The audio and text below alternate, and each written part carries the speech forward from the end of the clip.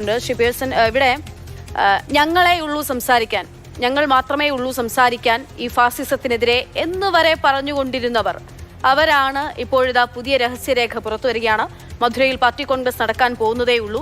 പുതിയ നയമാറ്റത്തിലേക്ക്, നയമാറ്റം എന്ന് പറയുമ്പോൾ അത് ചെറുതായിട്ടൊരു വ്യതിചലനമൊന്നുമല്ല. നമ്മൾ പലപ്പോഴും പല വ്യതിചലനങ്ങളും കമ്മ്യൂണിസ്റ്റ് പാർട്ടിയെ ചൂണ്ടിക്കാണിക്കാറും തിരുത്തുന്നതും അല്ലാതെ സംഭവിക്കുന്നതൊക്കെ നമ്മൾ കാണാറുണ്ട്. ഇവിടെ മോദി ഫാസിസ്റ്റ് അല്ല, നവ ഫാസിസ്റ്റുമല്ല എന്നുള്ള ഒരു കൃത്യമായിട്ടുള്ള നിലപാടെടുക്കുകയാണ് ഈ രഹസ്യരേഖയിലൂടെ CPM.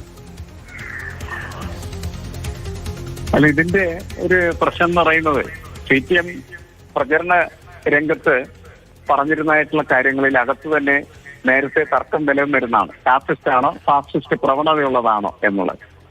അപ്പൊ അതിലെനിക്ക് തോന്നുന്നത് ഭൂരിപക്ഷ അഭിപ്രായം എന്ന് പറയുന്നത് മാർക്സിസ്റ്റ് പ്രവണതയുള്ളതാണ് മോദിയും അതേപോലെ RSSും ഒക്കെ. അവര് പക്ഷേ സമ്പൂർണമായിട്ട് ഹിറ്റ്ലറിനെ പോലെയോ അല്ലെങ്കിൽ അതിന് സമാനമായിട്ടുള്ള രീതിയിലോ ഫാസിസ്റ്റ് ആയിട്ട് മാറിയിട്ടില്ല എന്ന ഒരു കണ്ടുപിടുത്തം പോലെയാണ് ഈ കാര്യങ്ങൾ അവതരിപ്പിക്കപ്പെടുന്നത്.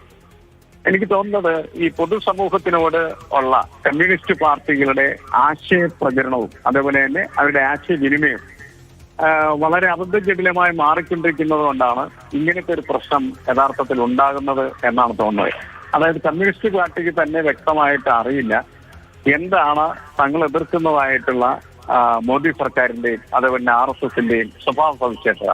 അതെന്താണ് എന്ന് നിർവചിക്കുന്നതിൽ അവർക്ക് വന്നിരിക്കുന്നതായിട്ടുള്ള തെറ്റ് തന്നെയാണ് ഇപ്പോൾ ഇത്തരത്തിൽ ഒരു വലിയ നയമാറ്റമാണ് അവർ നടത്തുന്നതെന്ന് തോന്നലുണ്ടാവാനായിട്ട് കാരണമായിരിക്കുന്നത് എന്നാണ് എനിക്ക് തോന്നുന്നത്. നേരത്തെ തന്നെ ഇതിനകത്ത് ഇങ്ങനെ പറയുന്നുണ്ട്, ഫാസിസ്റ്റ് ആണെന്ന് ഒരു വിഭാഗം പറയും, മറ്റൊരു വിഭാഗം പറയുന്ന ഫാസിസ്റ്റ് അല്ല, ഫാസിസ്റ്റ് പ്രവണത മാത്രമേ കാണിക്കുകയുള്ളൂ.